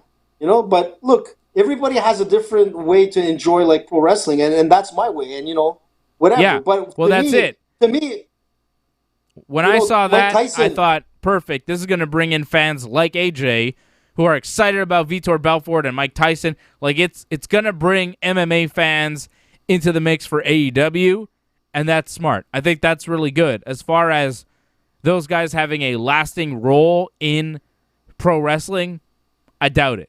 This is kind of like when Kobe Covington showed up in Impact Wrestling with Bobby Lashley. Now, you don't know what I'm talking about because you didn't watch. I think Masvidal might have shown up, too, at one point.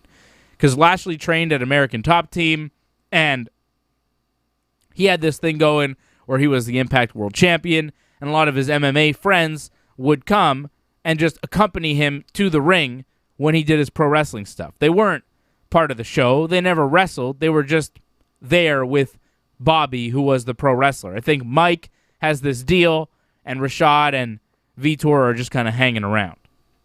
That seems like it's more likely. I don't know how much he's going to get paid to wrestle, but I can tell you one thing. I mean, numbers that are being thrown around for Tyson to be fighting in bare knuckles and whatnot is up to $20 million. I mean, you've got names like Tito Ortiz. You've got guys like Vanderlei Silva to fight Mike Tyson in a bare knuckles match, and $20 million are being thrown around. So you know what?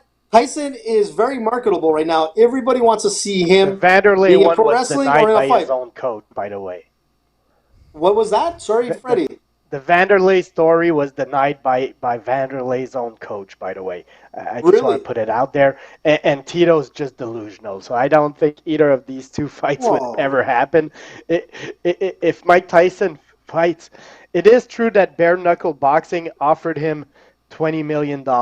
And if he were to take it, I would hope he would fight somebody like Evander Holyfield or Shannon Briggs. But even those two fights, I don't need to see.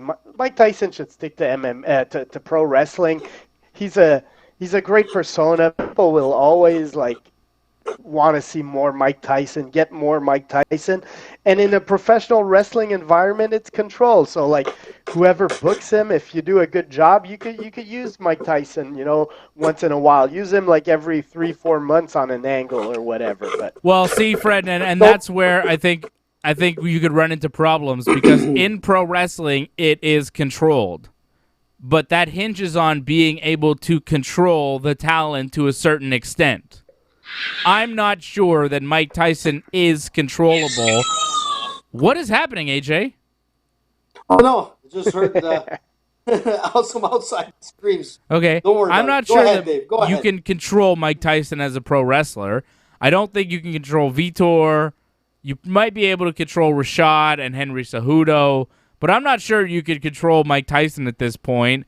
Just that little interaction with Jericho seemed a little off, the way Mike was mugging for a little too long there. In pro wrestling, you have to be able to work a story and he's to not listen, a great sell. and to listen to direction. And, if you go off on your own, if you go into business for yourself, that's when things go wrong, and that's when no one wants to see you ever again in pro wrestling. So, it's fine to do whatever the hell you want as a fighter in the cage when you're fighting, but in a pro wrestling context, you got to be able to listen to the rules of pro wrestling, listen to the promoter, and do what they say. And that's why, AJ, you would fail in pro wrestling because you would never listen to direction. You can't. You're like Mike Tyson, AJ. You're too wild, man. I fought in a pro wrestling match. I fought in a pro wrestling match, so don't Exactly. say that. I listened to the directives. Did you, though? It seems like you went into business for yourself from what you told us. So, I completely agree with what you just said, Dave, because this week I listened to an interview of Teddy Atlas, who once coached Mike Tyson, and that's pretty much what he was saying about Mike Tyson, that Mike Tyson will never had the focus, unfortunately, to stick to one thing, to excel. Like Teddy Atlas was basically saying, yeah, he's probably the greatest talent I ever saw, but he never had like the dedication to stick to it and to really focus on that. He always had like outside interference, whether it's the party life or whatever.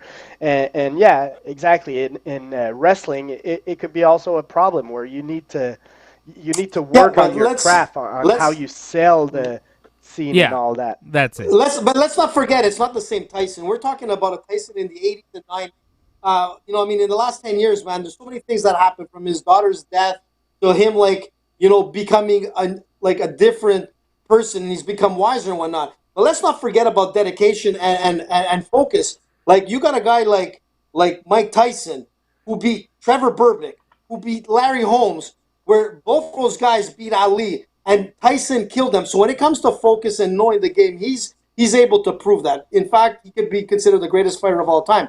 But you know what? He's not going to go wild in the ring now and whatnot. He needs money. But the thing is that Tyson needs money, and he's a smart guy. What he did yesterday, he doesn't need money. Was awesome. You're wrong. You're wrong, because his weed business is doing great. Tyson, that's true. You're right. You're right, Freddie. You're right. Money issues, but not no more. He's a very wealthy man. Yeah, but you can always take another $20 million if somebody's offering it to you, right? Like $20 million at this point, why not? I think Mike would take it. Unless you're Jeff Bezos and you just say like $20 million, you're like, what? You don't get out of the bed. I'm not even tying my shoes. Yeah, exactly. There's no point. Okay, guys. That's peanuts. All right, let's get to this. Joe Rogan at 100.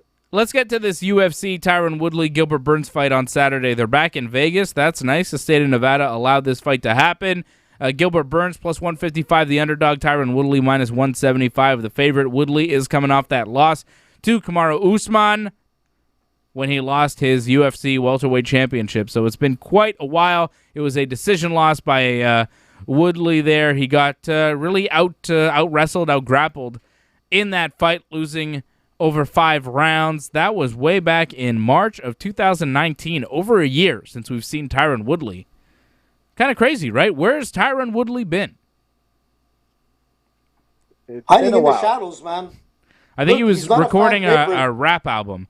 He's 38 years old, which surprised me, that a 38-year-old man would spend his time recording a rap album. No, I'm that a 38-year-old man is Tyron Woodley. Like, I thought he was younger than that. I didn't realize he was that old. So here's Gilbert Burns. Gilbert Burns is 33, and he's on the come-up, man. He beat Damian Maia last time around. This is an interesting fight. Go ahead, Fred.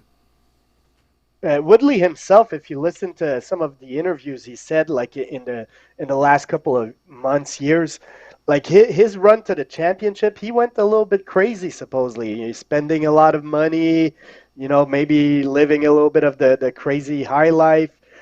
That's according to himself. So, like, who knows? Like, I'm always intrigued when guys admit to that type of lifestyle, if they could ever go back to being dedicated to 100%. Because once you touch success and you've got money, it's hard to motivate yourself. So, good matchup. He's the favorite, you said. I'm kind of leaning towards Burns, but I feel Woodley has such a good wrestling strong base that Burns might struggle with the grappling. But at the same time, if he ends up like taking Woodley's back or something, I'm going to go with Burns by submission. Burns is really tough, man. I was very impressed with his fight against Damian Maia.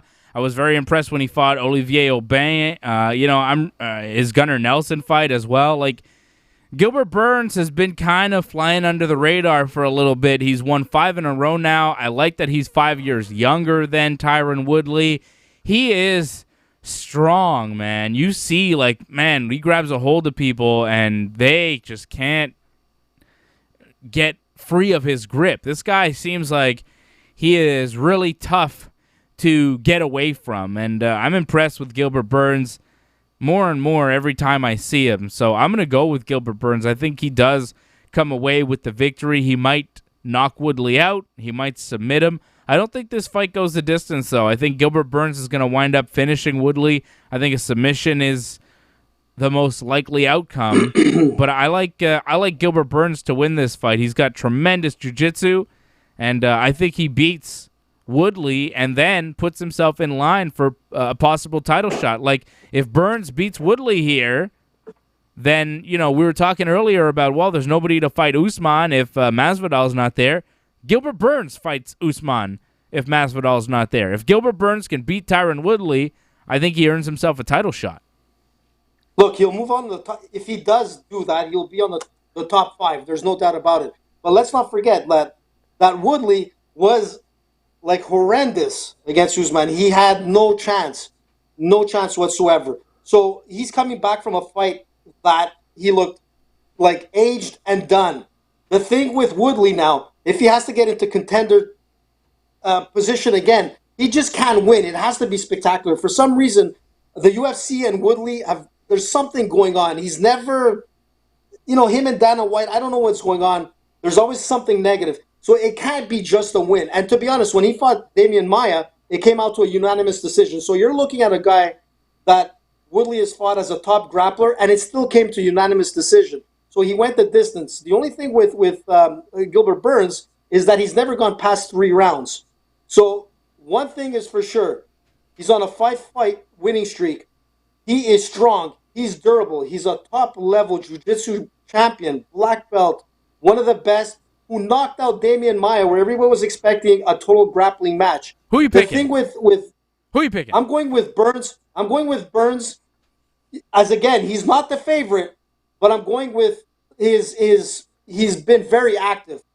That's the difference. Hopefully Woodley could come out. He's the favorite, modest favorite, let me tell you. But I think Burns is going to come out and actually submit this guy. Yeah, I like Gilbert Burns. We all like Gilbert Burns to win this fight. Tyron Woodley is the favorite, -175. Burns +155, the underdog. You said something there about Tyron Woodley. His last time around, it looked like he just wasn't the same guy. He seems like, and Undertaker said something in his Last Ride documentary. He said, you see fighters sometimes where they age in one fight, where you see one fight from a guy, and that's it. They're done. It's just like, oh, that was the fight where he was over. And then they're just on a steep decline every time you see them out. And I wonder if that is what happened to Tyron Woodley. I feel like when he was 37 and he lost to Kamaru Usman, it was the beginning of the end. And now he's 38 and he hasn't fought in a year and he's fighting an up-and-coming contender. This could be nearly the end. Like, if he does get beat, if he does get submitted by Gilbert Burns, you might start looking at the end of Tyron Woodley's career. 38 years old, doesn't get along with the UFC, and definitely seems like he's got outside interests. I think he's got a podcast, he's on TMZ, he's doing rap albums. He's got other interests outside of fighting. And when you see these guys start to stack up all these other things outside of fighting, that fighting isn't their priority anymore, and they should probably step away. So Woodley's the favorite, but we are all picking Gilbert Burns to win on Saturday night. Surprising. Interesting. Blago Ivanov against Augusto Sakai is the co-main event. Augusto Sakai, 29 years of age, 14-1-1 as a pro. He has won 5 in a row, has the Brazilian heavyweight taking on the big Bulgarian Blagoy. Gotta love Blagoy. 18-3, coming off a loss to Derek Lewis. But he does have some nice wins in his career, including over Tai Tuivasa and Ben Rothwell in the UFC. Right now, the odds makers not sure where to go. Sakai, -115. Ivanov, -105. Basically, a pick'em fight. Freddie, what do you think about this one here? Any thoughts on Ivanov and Sakai? It's a fun fight. I mean, the fans are going to enjoy it. It's 2 warriors, but I'm going to go with Ivanov. I got this little thing for Eastern Europeans. I feel they're tough. They're always going to come strong to fight. So Ivanov to win probably by decision. AJ? Look, Ivanov is strong. This guy got stabbed, was in a coma. He was out of the game for I don't know how long, came back, and he's fighting again. The difference with has lost in his career. He has a loss against Chi Congo in Bellator. Now that says something. So you know what? This is going to be one of those fights where people are going to be like, "Holy smokes!" It's going to be thrown. Someone's going down, but I think Sakai is going to come out with the win. Sakai likes to win by knockout, 11 of his 14 by KO. Blagoy has never been knocked out. Neither has Sakai. I'm going to bet that this one goes to a decision over 3 rounds in the co-main event here. I think it's going to go to a decision, and I'm going to go with Blagoy Ivanov to win by decision. That is my pick for Saturday night. And AJ, I'm standing alone. There's some other fights on this card. Yes. None that I'm that excited about, except for, now take it easy. Well, who is Billy Quarantillo and Spike Carlisle? I've never heard of these guys. They're fighting on the main card. Roosevelt Roberts fighting Brock Weaver. I don't really know who those guys are. But here's a fight that I know AJ's very excited about. Fresh off. Is this her first fight since giving birth, or was it a Rebus fight? No, the Rebus fight was her first fight since giving birth, wasn't it? Yeah. Yeah, her last fight was her first fight since giving birth back in October, and she lost by unanimous decision. It was the first ever loss. Mackenzie Dern. Oh, yes, that's Mackenzie right. Dern taking on... Call. Yes. Hannah Seifers against Mackenzie Dern. This one I know AJ's very excited about. He loves Mackenzie Dern. He's a big super fan. Mackenzie Dern right now is the minus 140 favorite. Huge favorite. Minus, what did you say, 140? Your odds are way off, dude. Mackenzie Dern minus 450, the favorite. Hannah Seifers plus 360, the underdog. Mackenzie Dern is the biggest favorite on this card. So, AJ, I know you're excited about that. That changed. I am excited about that, but I'm surprised that the odds changed that much within 24 hours. Wow. So, you know what? Look, Mackenzie Dern is, like I told you from the beginning, she's an amazing fighter, one of the best jiu-jitsu practitioners in the world. She has smoked a lot of people. And you know what? Her boxing skills on her last fight were really good. They look good. But you know what? She's coming back from time off. It wasn't... I think the refs were, or the judges, I should say, were off on her last fight. I gave the victory to Mackenzie Dern. Of course you did. But you know what? Let's not forget, it's Mackenzie Dern, and I think it's awesome. People are going to get to see her again. I think she's awesome. We need a name like this. Yeah, because your vision is clouded because you're a fanboy, but that's okay, AJ. So that's UFC Las Vegas on Saturday night. It's not the most exciting UFC card, if we're being honest. Like, the main event is really good. The co-main event is kind of fun. Mackenzie Dern is cool, but, like, I don't know. Caitlin Chukagian against Antonina Shevchenko. I'm into that. I'll watch that. That's a good fight. But there's a lot of Tim Elliott against Brandon Royval. Okay. Louis Smolka against Casey Kenny. All right. But it's not a blockbuster card. Not a lot of huge fights on this one. Like, the third from main event is 2 guys that don't even have Wikipedia pages, and I've never heard of them ever in my life. Billy Quarantillo against Spike Carlisle. Who the fuck are those guys? I don't know, and don't ask me to pick a winner. Pick a winner, Fred. Come on, pick a winner between 2 guys. Spike or Billy? I'm going to go with Spike because his name is Spike. You think that's his real name? I mean, as a kid, I was a huge fan of William H. Bonney, better known as Billy the Kid. So I'm going to go with Billy. I thought you were going to say, as a kid, I was a huge fan of Montreal Expo shortstop Spike Owen. So I'm going to go with Spike. Oh, I like Spike Owen also. But you know what? Once Cordero was there at shortstop, he was much better than Spike Owen. Spike Owen was a nice little shortstop, but Wilfredo Cordero, once he got the job, was much better. Didn't think you'd be getting a Spike Owen reference on this show, but baby, there's Spike Owen in all his Expos glory. Montreal Expo shortstop. Hey, I'll go even further. Spike Owen, 1990. In RBI Baseball 1, he's playing for the Red Sox. Oh yeah? Now I remember I had a baseball game for the Sega Game Gear, okay? Sega Game Gear. You remember that thing, guys? It was a portable Sega machine, okay? It was like Sega's Game Boy, right? And there was a baseball game for that. I forget what it was called, but Spike Owen played for the Expos on that game. Do you guys remember the Sega Game Gear? You know what I'm talking about? Of course, man. I remember Atari, dude. See, I had the Game Gear when I was a kid. That was sick. You remember Game Gear was really Atari? good. You remember Atari, Dave? Kind of, but I was like a baby when Atari was out, so how about really. Pong? You remember Pong? I mean, I know what Pong is, but again, AJ, I'm like, we're 2 generations apart at this point, AJ. Like, I love you, you're my good friend, but like, you're much older than me. Hey, take it easy there, Dave. First of all, well, you know, there are things that you remember that I can't remember because I wasn't born. I'm sorry. But that's okay. I told you before, you're like old school, like, fighter fan. I'm like new school, man. I want to see, like, celebrity fights. That's what I want to see. Yeah, that's it. That's all right. You remember Atari, but have no recollection of who Rich Franklin or Chris Lieben are. Oh, yeah. Right?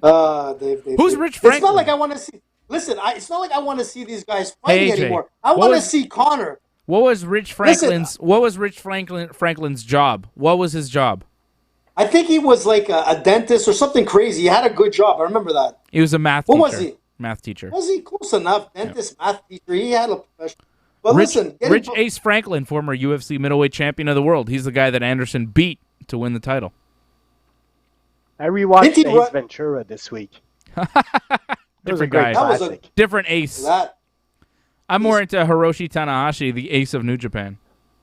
Ace is the place, my Rich friend. Franklin's nickname was Ace because he kind of looked like Jim Carrey. So, Acme Toon says he had a Game Gear. He couldn't play it outside because of the light. I don't remember that being a problem. I thought I did play the Game Gear outside, but maybe I didn't. I don't know. I don't know. Maybe I didn't play it outside. I like that Acme Toons had a Game Gear. Acme Toons is a guy that's been following me on Twitter for a long time. He watches the shows. He listens to the shows. And, like, I feel like we had a very similar childhood. I like that he also had a Game Gear. He's, like, into the Ninja Turtles. He had a Game Gear. He loves pro wrestling. I've met him, I think, one time only I've met him. And I was like, yeah, we could be friends in real life. It's pretty cool. You meet people on the show, and you're like, yeah, we had the same experiences, you know? Is he from Montreal? He likes New Japan Pro Wrestling. Yeah, I met him at a WWE show at the Bell Center. It was pretty cool. Good guy, Acme Toons. Shout out to you, man. I love that you had a Game Gear. I think that's fantastic. We're very similar. I want to see if anybody remembers. I think we're alike in many ways. I think it's great. Every time he tweets to me, I'm like, "Yep, right on, exactly." You know, I never disagree with him on Twitter. I'm always just like, "Yep, totally, 100%, dude." You know, he's good. He's a good man. All right, guys. You're all good. We love you all. Should we wrap up, AJ? Is that it? You watching the fights on Saturday? Come on, Dave. Is that a question to ask? Seriously? Yeah, I'm asking. I like to do a watch along for, like, it would be awesome. I'm ready to do like every fight you can think of. How about AJ, instead of this weekend doing a watch along, we do it for the pay-per-view, which will be next weekend. How about that? There's a pay-per-view next weekend. UFC 250, Nunes versus Spencer. Mm-hmm. Rafael Assunção versus Cody Garbrandt in the co-main event. Aljamain Sterling versus Corey Sandhagen. Neil Magny against Anthony Rocco Martin. Sean O'Malley, your boy, versus Eddie Wineland. Chase Hooper, your man. You love that guy. Taking on Alex Caceres. I mean, this is a pretty good card next weekend on pay-per-view. You want to do a watch-along for UFC 250? Man, why not? It's like a great card, man. That's going to be, I'm telling you, an exciting card. Freddie, are you in? Just with the names. Come on, Freddie, you're in. We'll do the Manscaped thing in the whole 9 yards. Come on. Freddie. Yeah, sure, I'm in. What? Yeah. Listen, right, I'm ready. We'll do it. There you go. I'm ready to go to Freddie's house. I want to do a barbecue at Freddie's for 250. All right. Well, I'm allowed to. We're allowed to. 10 people. I'll feel real left out, but that's okay. But you're the head honcho, man. You're at the studio. You're like, you know me? I have to be at the studio so the show actually goes out onto the internet. You guys could go and do your show from wherever, but I actually have to be here to make sure that the show works so you guys can have a nice barbecue without me. That's okay. I won't cry. I won't cry when I'm off camera. It's fine. No, man, I'd love to have you at the barbecue because I have a little friend that's waiting for you. Yeah, well, I'm going to come fully armed. Now that I know that you're going to super soak me next time I see you, I'm going to come with all my weaponry, all right? Listen, listen, first of all, I'm going to order a thing with a big thing on my backpack, one of those things where you have a backpack of water and then just like a big hose in the front, and I'm just going to nail you Ghostbuster style. Like Ghostbusters. Exactly. That's what I was going to say, like Ghostbusters. Exactly. Damn. And before we end the show, I was going to say, you know what? We should have brought out the clip of George St. Pierre with the Nerf gun and all that, because you know he stole it from us. So this is a direct challenge from us, the Ringside Report, towards George St. Pierre in a Nerf gun battle. Name the location. We'll be there. You can bring James Mancini. James, I know you're listening. Bring George. Bring Faraz. It'll be you three against us, and it's going down. That's right. You can use, in a Nerf battle, I would totally beat GSP. In any other kind of battle, I would definitely lose to GSP. And you know what? Now that I'm thinking about it, in a Nerf battle, he'd probably beat me too. Who am I kidding? I mean, come on, man. It's GSP. Come on, Dave. Have some confidence. You're it's a Nerf GSP. guy, I have confidence. dude. But you like, shot me while I was running. Yeah, but you got me soaked while I was running. Yes, and I understand, and I'm pretty good with a Nerf gun.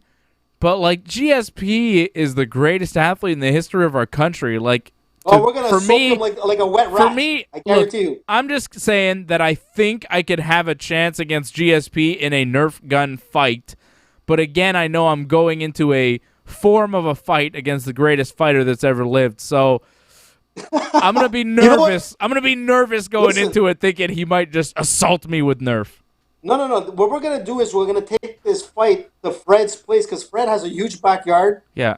And that's where the challenge is gonna take place. Okay. I'm just saying it would be foolish. It would be foolish to be overconfident against GSP in any kind of contest. Oh, except I'm gonna soak him like there's no tomorrow. Sorry, scratch that.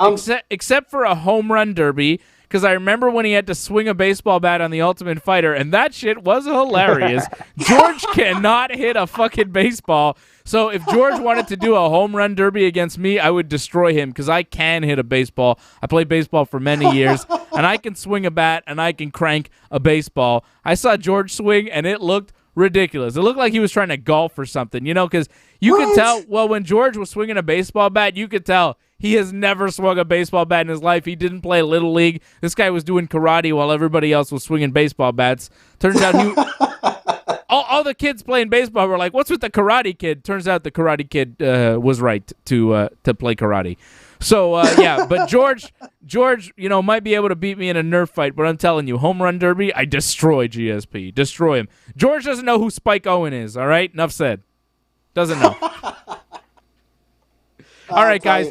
Thank you for watching. We love you big time. We're going to be back next week, next Thursday for the UFC 250 preview, and then we'll be back next Saturday night for our UFC 250 watch-along. Hell yeah, I'm excited that we just decided to do another watch-along. That's going to be fun. UFC 250 coming up Saturday, June 6th. Amanda Nunes against Canadian fighter Felicia Spencer. Let's bring another world championship home to Canada. Wouldn't that be something? I mean, I think we're all going to pick Amanda Nunes next week, but man, I'd be happy to see Felicia Spencer win.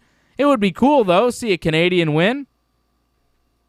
No? Dave. Okay, fine, guys. Be negative. I'm just trying to I'm trying to celebrate our country and be a patriot, but I guess I'm the only patriot here. That's fine, guys. That's okay. RingsideReport.net. It's only Trudeau that'll go for that. That's yeah.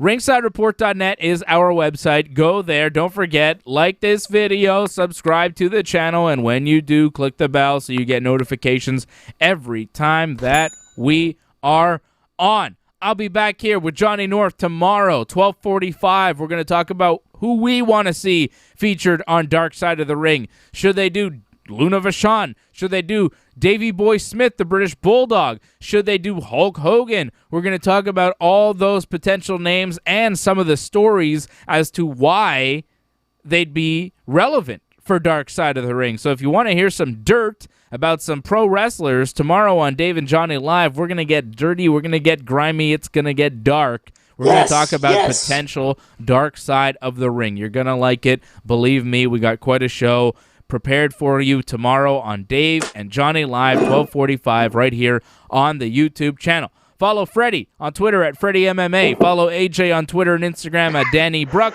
You can follow me at Dave Simon MMA. Big shout out to Patrick C. Hamilton, my main man out in Regina. Thank you for the super chat, Patrick. We love you big time. We appreciate your support. Thanks to everybody watching.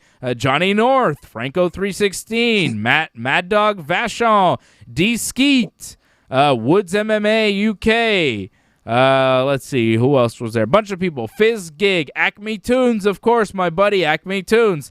Thank you very much, everybody, for watching. Thank you, Patrick C. Hamilton, for supporting the channel. Thank you, AJ. Thank you, Freddie. I am Dave.